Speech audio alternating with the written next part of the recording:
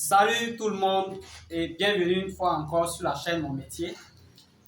Je fais un coucou à tous les lavandiers. Je crois que je ne prêche pas dans le désert parce que vraiment, les gens m'appellent un peu de partout. L'Europe, surtout, les gens m'appellent de la diaspora, les gens m'appellent de plusieurs pays d'Afrique. Vraiment, ça me va droit au cœur et ça fait que moi-même encore, j'ai plus envie, je suis boosté, voilà, pour encore pousser ce métier encore beaucoup plus loin.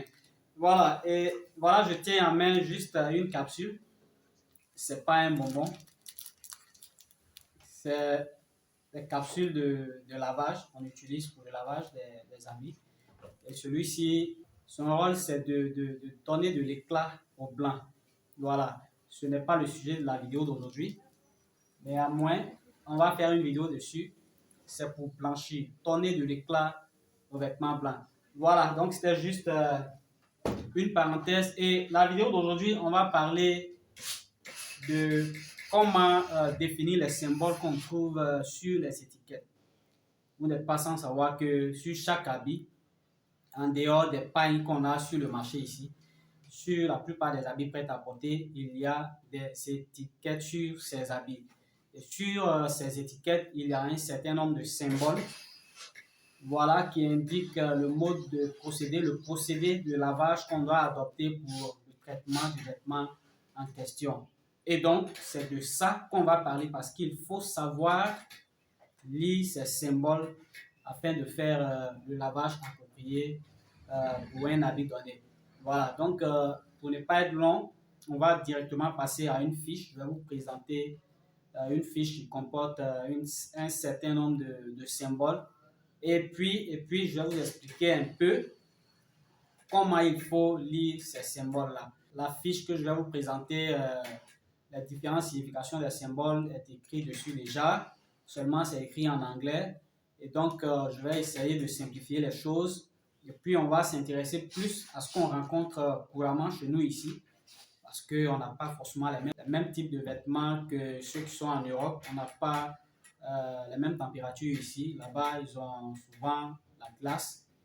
Et il y a des vêtements qui sont adaptés à ce type de température, alors qu'on n'a pas ça chez nous. Voilà, on passe donc à la fiche et je vais vous présenter les différents symboles que vous pouvez rencontrer sur les habits que vous allez avoir à traiter. En tout cas, pour ceux qui veulent faire le pressing. J'espère que vous avez la fiche sur l'écran, que vous voyez les différents symboles qui sont sur la fiche. On va passer donc au premier symbole. On va prendre de haut en bas et de la droite à la gauche, naturellement. On va lire ça comme ça. Donc, le premier symbole, c'est un récipient. Vous le voyez, c'est un récipient avec de l'eau à l'intérieur. Il y a un trait qui indique le niveau d'eau. C'est comme ça que vous devez comprendre. Et là, ça indique un lavage normal. Ça veut dire qu'on peut laver le vêtement que vous avez à eau, que c'est un lavage normal. Le second symbole, vous le voyez, il y a le même récipient et puis il y a une main qui est plongée dans le récipient. Voilà. Cela indique le fait qu'on doit laver le vêtement qu'on a à la main. Parce que vous devez savoir que ce n'est pas tous les vêtements qu'on met dans le lave-linge forcément. Il y a des habits très délicats souvent. Voilà, qu'il faut prendre le soin soi-même de nettoyer, voilà, vraiment avec délicatesse. Voilà, ça indique qu'on peut laver à la main également. Ok, et donc le symbole suivant, c'est le même récipient avec une barre en dessous. Il y a toujours de l'eau dedans avec une barre en dessous. Et c'est indiqué moderate wash. Donc, c'est un article qu'il faut laver de façon modérée. Il y a des vêtements qu'on ne doit pas trop laver tout le temps. Voilà, c'est un peu ce que ça indique. Quand vous avez ça, ça veut dire que votre vêtement que vous avez là, vous ne devez pas le laver constamment, couramment. Vous devez le laver de façon modérée. Le laver très souvent, pas tout le temps. Voilà. Et là, c'est à l'attention non seulement de ceux qui font le pressing, mais ces étiquettes sont à l'attention aussi des propriétaires. Parce que quand vous achetez un habit, vous-même, vous devez savoir quel mode de lavage est indiqué pour votre habit. Voilà, le symbole suivant, c'est le même récipient avec deux barres encore en dessous. L'autre modéré, c'était une barre. Maintenant, c'est 2 barres. Gentle wash. Il faut laver vraiment avec délicatesse. Je crois que ça est souvent sur certaines machines. Ça est sur certaines machines, le mode gentle wash. Et vous allez voir que là, dans ce cas de figure, le tambour tourne lentement et avec un écartement qui est un peu long. Donc, c'est vraiment délicat. C'est vraiment lavé de façon vraiment sensible, délicat pour éviter que ce vêtement, parce que c'est certainement un habit qui est très délicat. Quand ça est sur une étiquette, c'est que c'est un habit qui est vraiment délicat. Voilà, Gentle Wash, donc vous avez cette fonction sur les machines. En tout cas, les machines que j'ai cette fonction dessus. Et ensuite, vous avez le même récipient avec de l'eau à l'intérieur et vous le voyez, il y a une indication à l'intérieur de l'eau. Il y a une température qui est indiquée, qui est de 60 degrés. Donc, toutefois que vous allez voir ce symbole sur un vêtement, ça veut dire qu'il faut laver ce vêtement à 60 degrés. Vous devez régler votre machine à laver sur 60 degrés. Et cela y va naturellement de tous les chiffres, sinon les nombres que vous allez voir sur cette étiquette. Donc, s'il est marqué 40 degrés, c'est que vous lavez à 40 degrés. Et donc, après avoir fait le tri, comme je l'ai fait dans la dernière vidéo, vous devez maintenant prendre en compte la température de lavage des différents habits que vous avez. Là encore, c'est un autre tri à faire déjà dans les tris que vous avez fait. Voilà, donc pour que le nettoyage soit efficient, qu'il soit efficace, il faut que les températures de lavage soient respectées. C'est à partir de cette température que le vêtement, les fibres sont vraiment pénétrées et que les taches, les saletés sont retirées de façon efficace. Voilà, donc vous allez voir 30 degrés sur certains, vous allez voir 40 degrés, vous allez voir en tout cas jusqu'à 90 degrés. Vous allez voir que c'est indiqué sur certains vêtements. Jusqu'à 90, généralement, c'est les serviettes blanches, voilà, qui nécessitent vraiment un lavage vraiment approfondi. Voilà. Et enfin, le dernier symbole dans la catégorie de lavage à eau, c'est le no washing. Vous voyez le même récipient qui est barré. Voilà, quand il est barré, quand vous voyez quelque chose de barré, ça veut dire que voilà, on ne doit pas le faire. On ne doit pas faire la chose. Voilà donc pour ce qui concerne la catégorie du lavage. Ensuite, on a la deuxième catégorie, dry cleaning. C'est ce qui nécessite un nettoyage à sec. Et là, il faut qu'on en parle juste un peu. Vous savez, j'ai déjà fait une vidéo sur le nettoyage à sec. Le véritable nettoyage à sec nécessite une machine de nettoyage à sec, chose qui n'est pas courante dans nos pays. C'est très rare. Ensuite, le solvant qui était largement utilisé pour le nettoyage à sec, ce solvant a été interdit depuis la fin de l'année dernière. Et donc, ça a rendu, on va dire, compliqué le nettoyage à sec. Même en Europe, en Occident, par exemple, dans les pays développés, c'est difficile parce que il n'y a plus un solvant qui, jusqu'à présent, remplace de façon largement utilisée le perchloroéthylène, qui était déjà utilisé pour le nettoyage à sec. J'ai fait une vidéo dessus, vous pouvez aller voir cette vidéo. Et donc, pour ce qui concerne la catégorie des nettoyages à sec ici, on va juste expliquer, mais je sais que dans nos contrées ici, le véritable nettoyage à sec n'est pas pratiqué. Ce n'est pas possible parce qu'on n'a pas les outils nécessaires pour appliquer le nettoyage à sec tel que c'est indiqué parfois sur certains articles.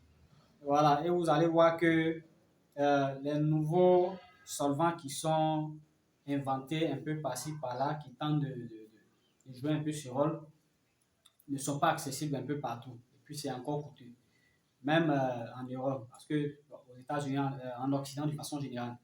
Voilà. Et c'est ce qui a fait que il y a à côté des machines à laver, des laveuses, il y a des séchoirs. On a fait des machines à sécher pour pallier au manque de ce solvant-là, pour pallier à l'interdiction de ce solvant.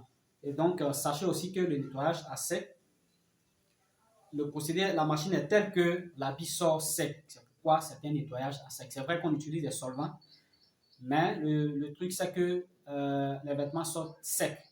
C'est la principale particularité qui est là. Et c'est ce qui a fait que on a mis à côté des laveuses, des machines à sécher. Et donc, après lavage, on passe au séchoir et les vêtements sont séchés aussitôt. Donc, c'est le principal moyen qu'on utilise. Maintenant, pour des habits qui portent cette étiquette, je crois que là, ça nécessite une autre formation. Comment est-ce que vous devez traiter ce genre d'habits? Mais pour l'heure, on parle des symboles. Voilà. Et donc, on va prendre le symbole qui est le cercle. C'est le symbole du nettoyage à sec. Lorsque vous voyez le cercle sur une étiquette, c'est que ce vêtement doit être nettoyé à sec. Voilà. Et ensuite, vous avez le prochain symbole qui est le nettoyage à sec plus solvant. Et généralement, quand c'est comme ça, vous allez trouver le solvant qui doit être utilisé. C'est des produits chimiques. C'est ce qui a fait que ça a été interdit d'utilisation. Donc, voilà, je crois que pour le moment, ça ne nous concerne pas vraiment.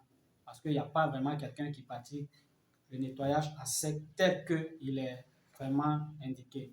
Avoir une machine de nettoyage à sec, avoir le solvant nécessaire. Parce que sachez que ces solvants sont, quand vous les achetez, c'est livré dans des bidons.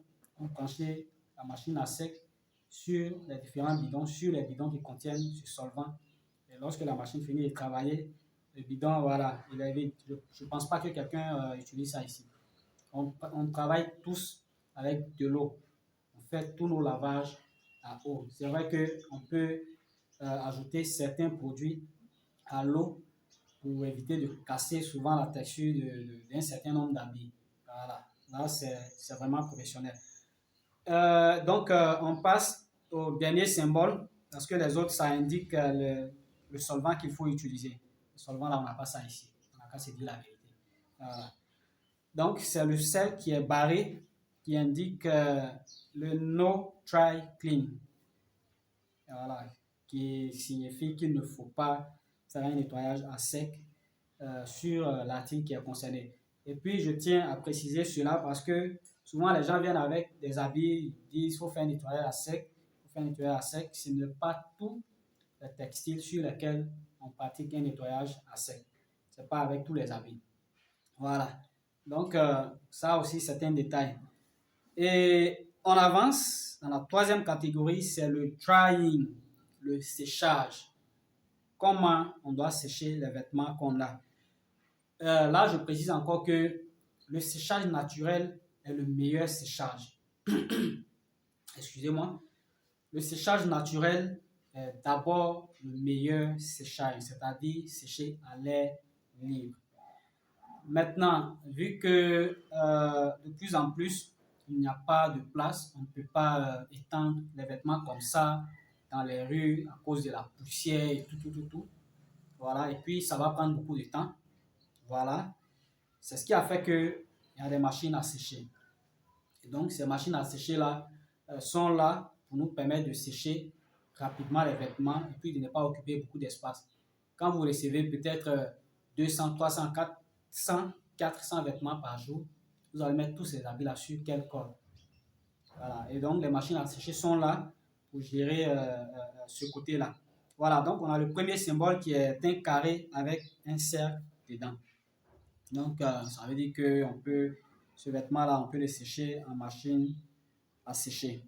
Voilà, donc vous pouvez le mettre au séchoir parce qu'il y en a qu'on ne met pas au séchoir. Le second, c'est le même carré avec le cercle et dedans, voilà, il y a de la couleur, voilà, dedans est foncé. Voilà. Donc là, ça indique qu'il faut mettre au séchoir sans activer le chauffage. Vous comprenez? Voilà, parce qu'on peut couper le chauffage du séchoir. Là, en ce moment, c'est le vent qui est utilisé pour sécher le vêtement pour lequel on dit de ne pas utiliser la chaleur. Donc, c'est simplement le vent qui est utilisé. Et dans ce cas, si vous le pouvez, vous pouvez juste l'étendre après un bon essorage vous pouvez l'étendre sur une corde, ça va sécher. Voilà. Sinon, quand vous coupez le chauffage, vous le mettez au séchoir. Quand la machine tourne, ça aspire l'air ambiant et puis ça souffle dans la machine, ce qui fait que l'habit va sécher. Donc, vous pouvez le mettre sous un ventilateur, vous pouvez l'étendre sur une corde. Voilà. On passe au symbole suivant. Vous avez le même carré et puis vous avez une corde qui est tendue à l'intérieur. Cette corde indique qu'il faut sécher le vêtement sur une corde. Voilà, simplement. Il faut le sécher sur une corde. Et il y a le symbole suivant, le même carré avec, là c'est des gouttes, hein, voilà, c'est des gouttes qu'on a représentées. Ça veut dire qu'il faut sécher le vêtement là sans avoir essoré. Il ne faut pas essorer. Le vêtement, quand vous essorez, ça va s'étirer, ça va devenir long, bien ça va devenir large, souvent le cou va devenir large. Donc, sur ces vêtements-là, il faut éviter d'essorer. Donc, c'est bien indiqué. Si vous voyez ce symbole sur l'étiquette d'un vêtement, c'est qu'il ne faut pas essorer. Il faut l'étendre sur une corde pour le sécher. Il y a le symbole qui suit également. C'est représenté par une presse, un habit qu'on presse. Voilà. Et donc, il ne faut pas presser l'habit en question. C'est ce que cela indique. L'autre côté, déjà, on a vu qu'il ne fallait pas essorer. Il ne fallait pas essorer. Et ici, ce symbole indique maintenant qu'il ne faut pas presser. Il ne faut pas presser. Il faut le prendre dans l'eau comme ça et puis le mettre directement sur la corde. Voilà, vous finissez, si vous avez lavé en machine, vous finissez votre cycle, vous ne laissez pas essorer, vous coupez, vous arrêtez, et puis après vous ouvrez la machine, vous mettez les habits sur la corde. Le dernier symbole de la même catégorie, c'est le sel qui est barré. Do not dry. Ne pas sécher en machine. Voilà. Vous voyez qu'il y a beaucoup de cas quand même où il faut mettre sur une corde. Maintenant, étant donné qu'on travaille dans des magasins, ce n'est plus à la maison, c'est de façon professionnelle où les gens mettent des habits sur les cordes en désordre. Voilà, donc l'essorage vous évite que l'eau verse un peu partout. Voilà, il y a des techniques pour essorer les vêtements qu'on dit ne pas essorer. Nous, on essore un peu tout, pratiquement tout. On a des techniques pour essorer les vêtements qui sont dits ne pas être essorés. Voilà, tout ça, c'est une question de formation, c'est une question de maîtrise, de connaissance. Et donc, souvent, nous, il y a des indications qu'on peut outrepasser sans problème parce qu'on a vraiment la maîtrise de ce qu'on fait. La quatrième catégorie, c'est le repassage, ironing. On a trois différents symboles qui sont alliés. Donc, le premier symbole indique on peut repasser le vêtement à n'importe quelle température. C'est que c'est en coton, c'est dur, voilà. Les choses, quand on a l'habitude, on maîtrise ça déjà par habitude. Hein? Quand on n'a pas l'habitude, il faut vraiment suivre les consignes qui sont données. Et voilà, le second, vous voyez le même fer, le symbole du fer, et puis en bas, on a la vapeur qui est symbolisée par la pression de la vapeur qui sort, seulement c'est barré. Alors, ça veut dire qu'il ne faut pas repasser avec la vapeur à l'appui. Il faut repasser à sec simplement. Voilà. Et le dernier symbole dans la catégorie ironing, c'est le fer qui est barré. Ça veut simplement dire qu'il ne faut pas repasser ce vêtement. Il y a des vêtements qu'on ne repasse pas. Voilà, c'est simplement ce que ça veut dire. Les tricotages qu'on fait ici, puis il y en a d'autres comme ça qu'on ne va pas repasser. Voilà, donc c'était juste une indication pour les tricotages qu'on fait ici, là, qu'on tisse là. Voilà, on n'a pas besoin de repasser ça. Voilà. La dernière catégorie, c'est le whitening. Whitening, c'est blanchir les vêtements qui sont devenus beaucoup plus sales qu'il faut blanchir. Généralement, c'est les blancs. Les vêtements de couleur blanche qui ont perdu la couleur et qu'il faut redonner l'éclat du blanc. Voilà, donc le triangle qui est le premier symbole, généralement le triangle dans le pressing, dans le lavage des vêtements, indique qu'il faut on peut, voilà, du moins, on peut blanchir. On peut blanchir, on peut apporter des agents blanchissants à ce vêtement. Si ça a perdu la blancheur, on peut utiliser des agents pour blanchir. Vous allez voir que sur la plupart des habits de couleur, ce symbole est dessus et puis c'est barré. Quand c'est barré, c'est que on ne doit pas blanchir. Voilà. Vous ne pouvez pas apporter un agent blanchissant à un vêtement noir. Ça, on est clair là-dessus. Voilà, la vidéo est un peu longue, mais on va vite, sinon on allait vraiment prendre du temps. Et le second, on va prendre le dernier, voilà, qui est barré. On va prendre le dernier qui est barré. Ça veut dire, même quand il n'y a pas le dernier qui est barré, on voit qu'il y a de la couleur dedans, c'est foncé, c'est truc.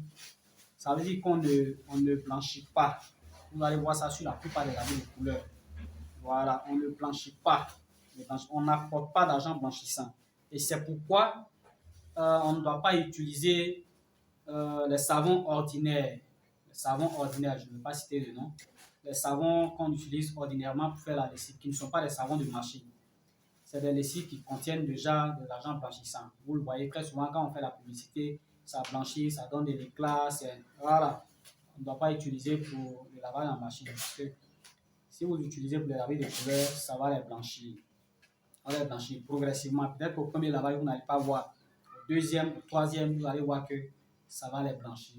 Voilà. Et voilà. C'est vrai que j'ai sauté ce qu'il y a au milieu. Chlorine Free Whitening. Bon, c'est l'agent blanchissant qui est indiqué. Chlorine, c'est bon, le chlore. Le chlore, vous savez que c'est l'eau de Javel. Généralement, c'est pas. Il y a beaucoup de cas où c'est pas indiqué. Il y a des cas quand même où c'est indiqué qu'on peut utiliser pour blanchir. Mais il faut savoir l'utiliser parce que sachez que le Javel, l'eau de Javel, parfois jaunit les habits. Quand on ne sait pas utiliser, ça jaunit les habits. Vous allez voir que l'habit sur lequel vous avez utilisé, ça va devenir un peu jaune, ça va perdre le blanc, l'éclat du blanc, ça va devenir un peu jaune. Voilà, je crois qu'on a fait l'essentiel. C'est vrai qu'il y a d'autres symboles encore, mais généralement, ce qu'on rencontre ici, c'est dans le washing. Vous allez voir que c'est largement rencontré. Dans le drying, c'est rencontré. Dans le whitening, on rencontre. Dans le dry cleaning, généralement, on voit sur certains habits. Il y a des costumes qui sont vendus aujourd'hui sur le marché, on voit souvent dessus. Voici les symboles qu'on rencontre de façon courante sur les vêtements qu'on a ici.